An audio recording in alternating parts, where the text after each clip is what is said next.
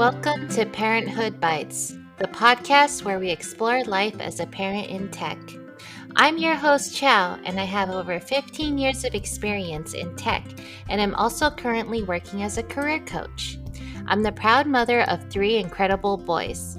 In each episode, we have an inspiring guest who will share their remarkable story.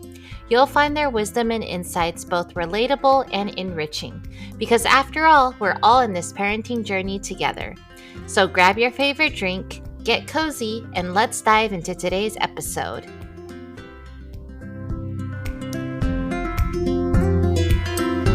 Hi everyone, welcome to episode 38 of Parenthood Bites. We're here today with Chris Guillory, who is currently a project manager at Modo Health and based in the Bay Area. Hi Chris, how are you today? Doing well, Chow. How are you? I'm good. I'm recording this in June. Are you kids on summer break? They are. I think our districts here get out a little bit earlier than some others. So, so speaking with some other folks across the different time zones, their kids are still in school. So we're lucky enough to have our kids now. When did they start summer break? End of May, because I just went to Jack's, my youngest one's 8th grade promotion ceremony 2 weeks ago. Oh, that's sweet. You know, my oldest graduated 8th grade this year too, but they didn't have a promotion ceremony. They had like a promotion carnival and they had these really weak games. And like you could win like a Jolly Rancher and they gave out like a t-shirt, had balloon animals. That was their promotion celebration. We didn't get to see him walk across the stage or anything like that, which kind of sucks because I remember my 8th grade promotion. I was pretty proud. Yeah, but I don't know though. I mean, I maybe take a Jolly Rancher as opposed to sitting in the heat and listening to names be read for 2 hours. But then when you get that photo of your kid, worth it, right? Yeah, I don't know if we took photos. We went to dinner. Like I'm saying that having gone through a few graduations in the summer in the heat and the sun, carnival doesn't sound so bad. You know, there's no restriction of how long you have to stay there. You go, you stay for as long as you want, and then you're gone. Yeah, score your apple Jolly Rancher and get out. Okay, I guess I feel a little better about it after, getting that perspective. So Yeah, absolutely. So I like to start with asking, how many kids do you have and what are their ages? Yeah, I have 2 boys. My oldest one, Aaron, is 18, and my youngest one, Jack, is 13. So 18, is that in college already? Close. United States Navy. So he graduated high school this year and enlisted, so he's now in the Navy, out of basic training, and he's now at his school where he's learning his job. Wow, that's really cool. Did he decide he wanted to go to the Navy when he was in high school, or he decided after he was like, how did he decide to go? It was probably early high school. As a young boy, he was always one of those who you could sort of see it. And as he got later in his high school path, I think everybody kind of knew that at that time, college wasn't exactly in the cards for him. So, we started talking about, possible career paths after high school.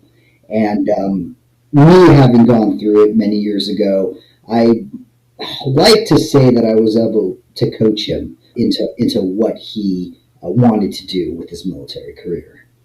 Nice. That's really neat. And it's awesome that he has you to talk through these decisions with him. Yeah, it's guidance that, I didn't have when I was a college graduate going through it.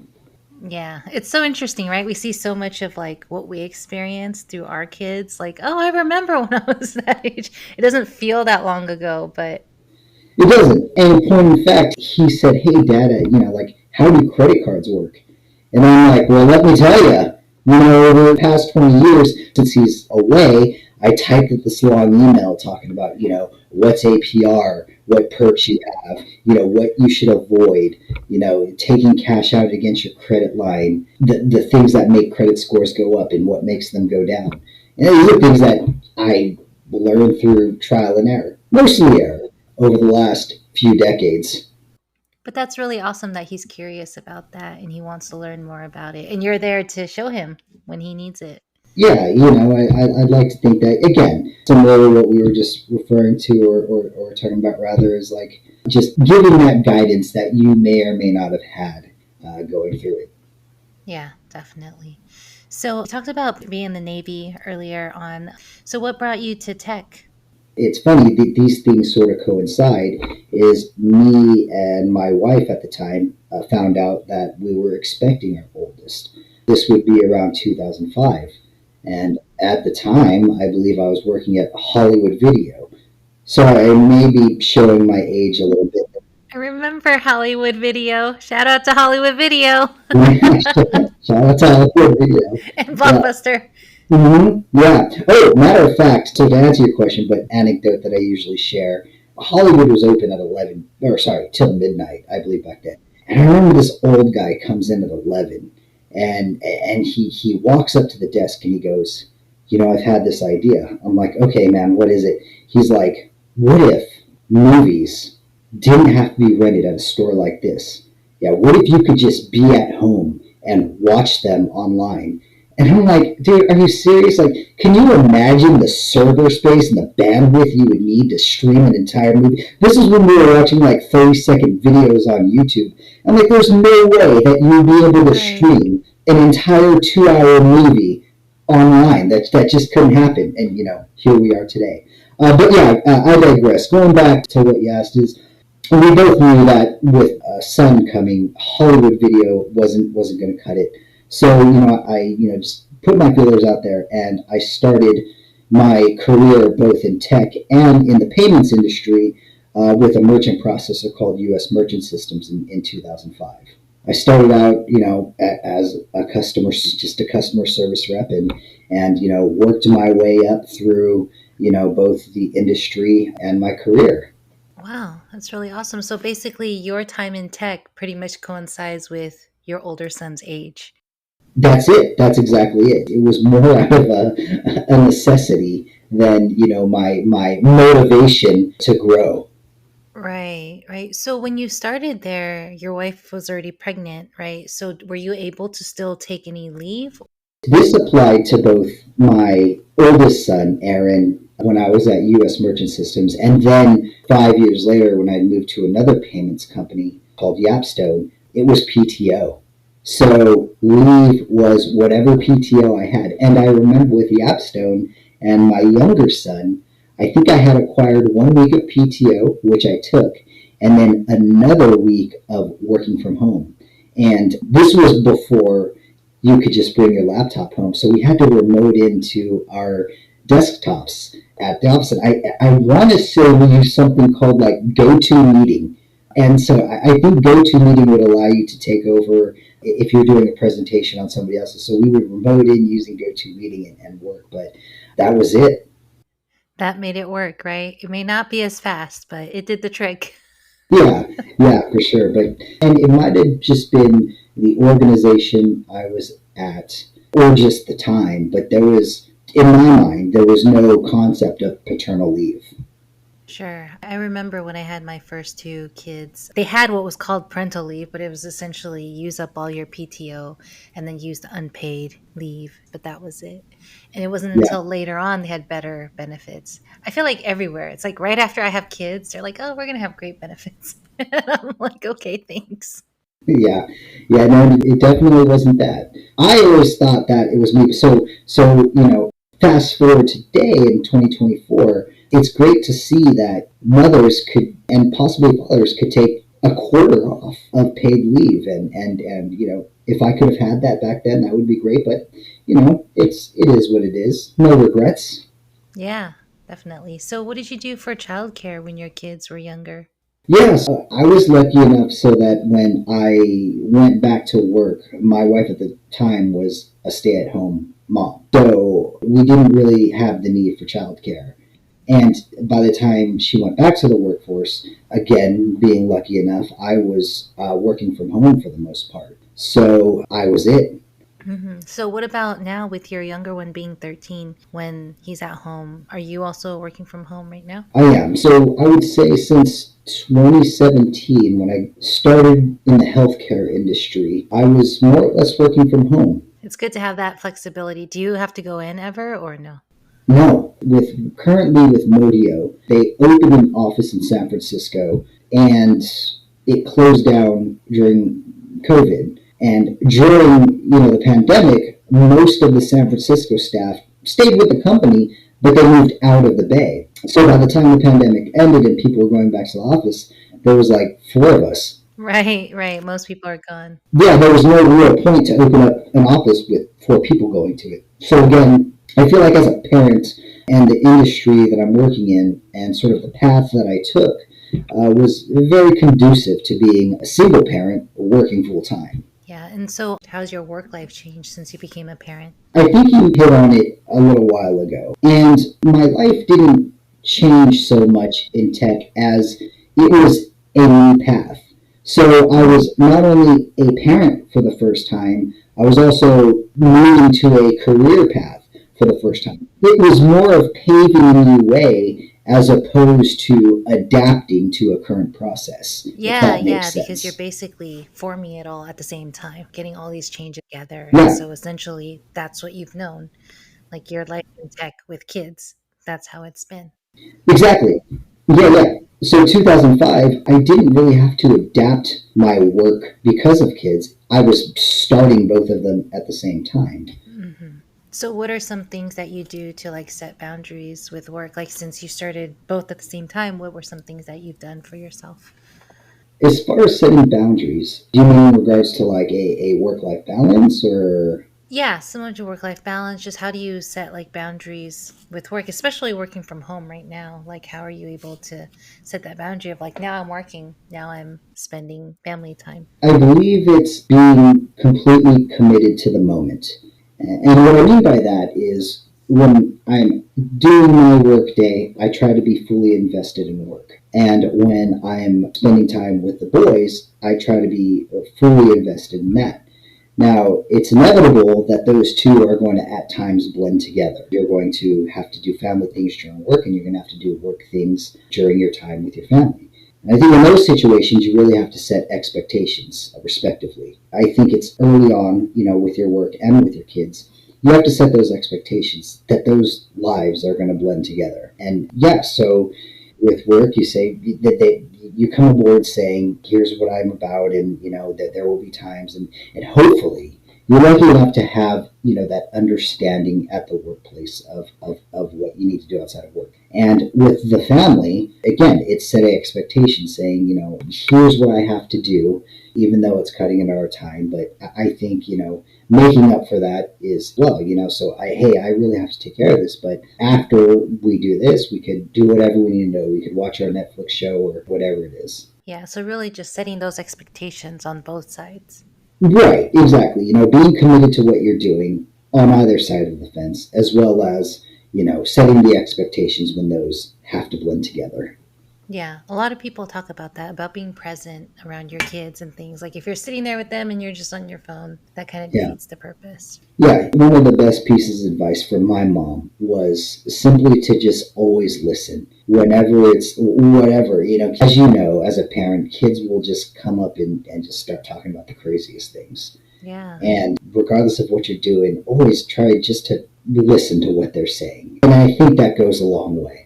Yeah, that makes a lot of sense because sometimes we're like, they're just making noise. But then if you listen closer, you're like, wait a minute, they're trying to tell us something. So I think that makes a lot of sense. Just they always have something they want to tell us. And if it's important enough for them to mention it, it's important enough for us to listen to it.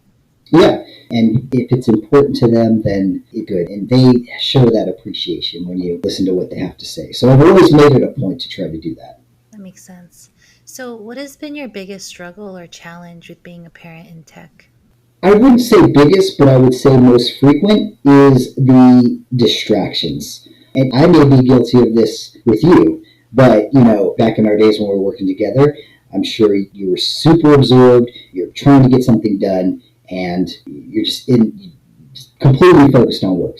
And then some project manager saunters up to you asking you a question that's not even in the forefront of your mind. That's what kids do. You could be fully engaged at work. You could be totally concentrated. And if you're really lucky, you could even be in a meeting and the kids will come in, I'm bored, I'm hungry, my brother hit me with a stick. It's getting out of that groove, of that distraction, and then getting back into work. So I wouldn't say biggest, but definitely the most common is those distractions you get throughout your day. Yeah, what kind of helps you refocus back to work?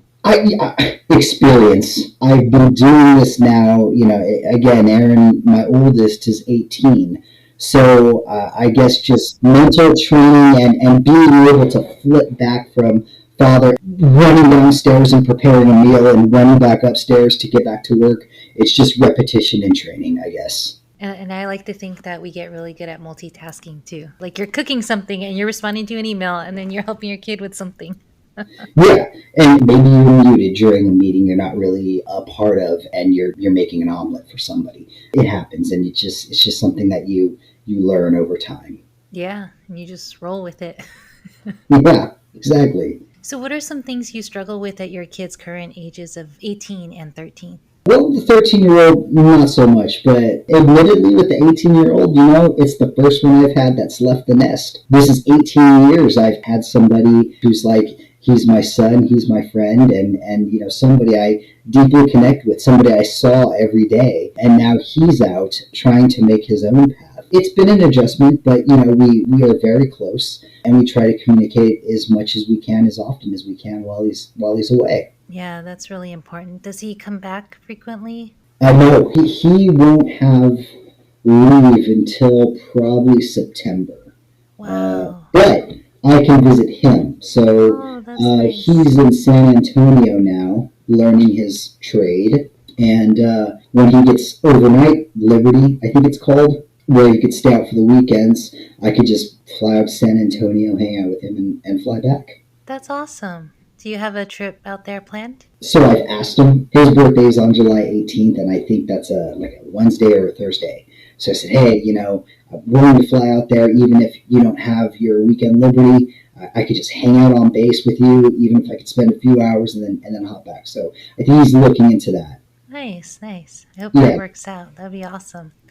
And so your 13-year-old going to high school next year, is that something that, he's nervous about? Are you nervous about? And I ask a lot because of me, since my 13-year-old is going to high school next year. Oh, so you have your first high schooler. This is my first, exactly. So since you've had one that went to high school already, I'm curious if you have any words of wisdom for me. I mean, for me and my boys, I don't think much changed from the transition of middle school to high school. That's good. Other than the fact that the high school is geographically closer to our home than the middle school. He could take himself there, and that's a plus, but there were no real pain points or adjustments that we had to make. That's good to hear. I hear some people struggle, some people adapt pretty quickly. And I think back to me, and I'm like, oh, I guess I kind of adapted, but I was definitely not one of the cool kids. No? No. So, what are some things that help you unwind or relax after a long day, a long week? Yeah, so it was sort of another thing that was born out of necessity was cooking. So when I became a single parent, I still had to feed myself and people. And so I really had to learn how to cook. And it not only became something that I needed to do, like leaving Hollywood video, it also became something that I enjoyed doing over time. So now I find it soothing. And one of the things I try to do with my boys and my partner is cook a meal together. And it's something that I'm really working on because as I started cooking, I developed this very territorial attitude in the kitchen. You're worried they'll measure it wrong or do the wrong thing? Just anything. Just, cooking, mixing, and so with my partner. Because you're the chef. Right, but every good chef has a sous chef, right? And, that's one of the things that I'm learning because Jack, my youngest, enjoys helping me sometimes, and Maria, my partner, it's a nice bonding experience. And so we made a cioppino a couple of months back, and I really had to, check myself and say, hey, I've assigned these tasks. I have confidence that she could do it, and I have to just back up a little and stop being so aggressive in the kitchen. So it helps me relax, and it's helping me grow. Yeah, and everyone else gets good meals out of it. So Right. It feels like a win-win. Exactly. How did you get better at cooking? Was it just like watching YouTube videos or like what did you do? Yeah, a lot of it was from my childhood. I'm half Creole and I'm half Filipino. So I grew up on the one side eating, foods like gumbo and jambalaya, and then on the other side were the Filipino foods, and I found myself missing those. And not having a lot of connection with my family because a lot of them passed on, or as we get older, sometimes we lose those connections. And my grandparents were cooks, and I never got a chance to learn from them. So a lot of it was just learning on my own, YouTube videos and searching, and again, trial and error, seeing what works and seeing what doesn't. Sometimes, so I write all my recipes down. And for things that I have versions. So like I have recipe V1. And if that doesn't work, and this isn't even a joke, if you see my recipes, it's written out V1, and then V2 has all of my changes and enhancements that I've made until I feel I get it right. And my boys are the biggest critics because they're very straightforward. If they don't like something or it's off, they'll just be straight up, and I appreciate that feedback. Made a caprese salad for Jack the other day, and he's like, "Dad, it was good, but next time, no brown stuff." And he's referring to the balsamic vinegar that goes on. So then that's another version. V2 of caprese will have either less balsamic vinegar or none at all. That's awesome. And then your son sounds like he's interested in learning some of it too. So maybe you can hand some of these to him. Yeah. And where we live, there was both boys have done this, as a matter of fact. There's like a cooking summer camp. Oh, that's cool. Yeah, when I went to summer camp, probably in the 90s, it was like you just go play in a creek and play with sticks and stuff. And you write about it. What's that? You write about the sticks and the texture. That's what we did. Yeah. All the camp counselors had these weird names. But so they have this cooking class, and at the end of the course, they invited all the parents where they cooked a big meal, and this is for Jack, and it was fun to see that, and he was very passionate about it. So that's awesome. Yeah. Is that like they can go every year, or was that like a one-time cooking camp thing? It's probably something that is either they'll have that same program summer to summer. With what they have available for kids today, you could probably find something very similar. Yeah, there's so many summer camps and so many different options. Do you have your kids in summer camp? You're younger? Not for this year. The younger one, I don't know. I think maybe he's getting past that age of summer camp as a teen. He's more interested now in hanging out with his friends and riding his bike. So I might be out of that age where my kids go to summer camp. Yeah, my kids don't want to go either. And since we're at home right now, we're like, okay, then you can stay home. But then we have them doing like different activities at home. Like we'll go running or like go play a sport or do something because we don't want them on their iPads all day because that's what they'll default to if we don't tell them.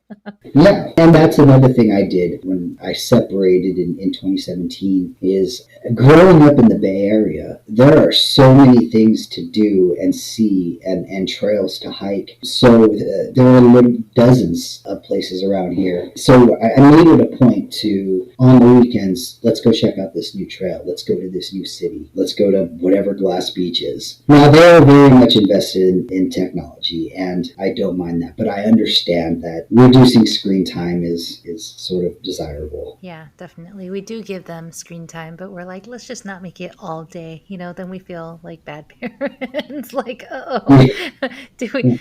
Are your eyes blurry? What do we do? Yeah. See, growing up at Generation X, that was our life, right?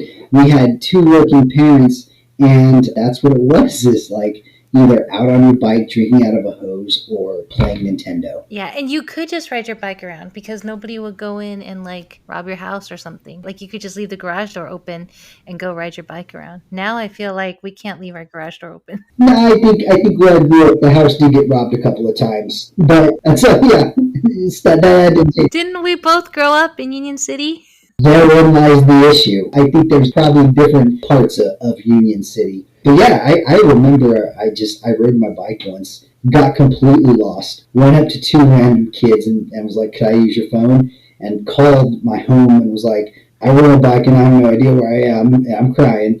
And, my dad picked me up and I actually became like lifelong friends with those two guys. Just having riding my bike and not know where I'm going. And if one of my kids did that, I'd freak out. Yeah, that's a happy ending. Yeah, yeah, Yeah, I remember getting on the Union City bus and like going from school to home, and I didn't know which stop to get off of. And then like it had passed my house because I was like, oh, I'll get off the next stop. And it had passed. And I was like, where am I going? And then I got off in front of like a Pizza Hut and there was a payphone. And so I called my mom from the payphone.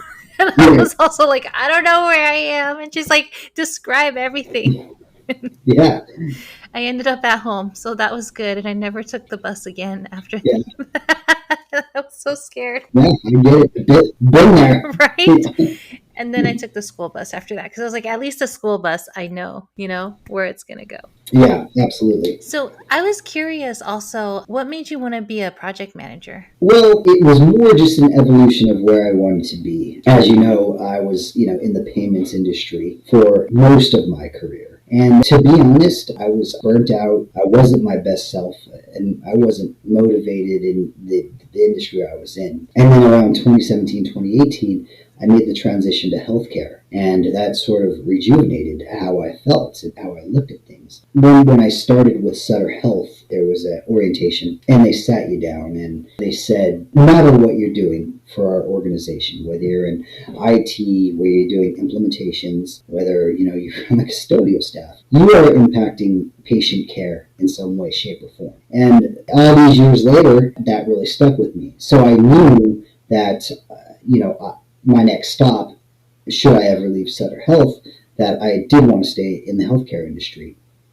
And I think more of the industry I wanted to be in sort of guided my path to the position I'm in today. So I started doing Epic implementations, which is an EMR for clinicians for Sutter Health. And then when I moved, it was a very similar role implementing credentialing platform. So yeah, it's almost like the industry almost dictated my path. That's really awesome. And it sounded like you were in tech for a while and it was just time to try something different. Absolutely. Making that change was one of the best decisions I ever made professionally. That's amazing. How did you find it? Did you like think, hey, I want to try the health industry, or did you just run across a posting and you thought to apply? Yeah, one of the things that helped with my career and as a parent was just finding the right people to help. So I was lucky enough to have the people in my life to help me move forward and adapt, because not only was I a parent in tech, I was also a single parent in tech to kind of expand on that. But luckily, I had the support to find this position, and that's how I found it. But in fact, you helped me out a little bit. I remember I had just left and I was like, hey, Joe, will you look at my resume? And you did, and you provided some input. And I'll never forget, one of the things, the first thing you said to me was, man, you got to ditch a Yahoo email. Get yourself a Gmail. That definitely sounds like something I would say. Yeah, it was. And I didn't get it then, but I'm like, yeah, okay, so I got that. And I sincerely appreciated you trying to help me with, back then. It was a hard time. Of course, I'm always here to help if I can. Mhm. You all would help me too. We're all there for each other, and so Absolutely. that's why it's awesome to like be able to reach out to old colleagues that I've been reaching out to. I'm just like, wow, it's so great to talk to these folks that I haven't talked to in a while and reconnect. Yeah, it is. Yeah. So, the last question I like to ask is, what's something you would tell someone who's planning to have kids, or something you wish you knew before you became a parent? To be transparent, I think at the job place, unfortunately, we're all replaceable. It doesn't matter who you are, it doesn't matter what you do, it doesn't matter what proprietary secrets you have nestled away on some network drive, we can be replaced at any given time. And it has happened. We've seen it happen. I've had it happen. But in your child's eyes, there's no replacement. There's only you. So keep that in mind if you want to become a parent, or if you are a new parent, that in your kid's eyes, there's no replacing you. So realize that and be there. It's really, really powerful. Those words are so true. I mean, it's absolutely true. The moment you leave your job, they're going to go look for a replacement, and they will find someone Yeah, who will take your place. But, you might be interviewing your replacement. right. But your kid, it's like nobody could take your place. Yeah, yeah. And I try to have, that mentality. Of course, being present at work and then having that time for them and realizing your worth to them. And that's what I would tell aspiring parents who are in the workplace. That's amazing. Thank you. Thank you, Thank Chris, for you. those awesome tips and for sitting here to chat with us today. Really appreciate it. No, I really appreciate you having me on. Awesome. Thank you. Thanks. Take care. Have a good one.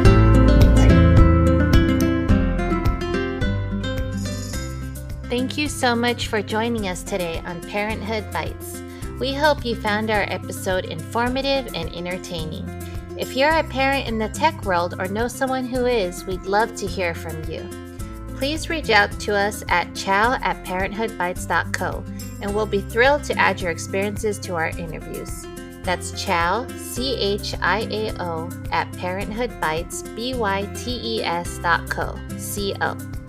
And to our potential sponsors out there, if you're a business or know of one that would like to support and partner with our podcast, please don't hesitate to get in touch. You can also reach us at chow@parenthoodbites.co. Thank you once again for tuning in, and we wish you a fantastic rest of your week. Until next time, take care and stay curious.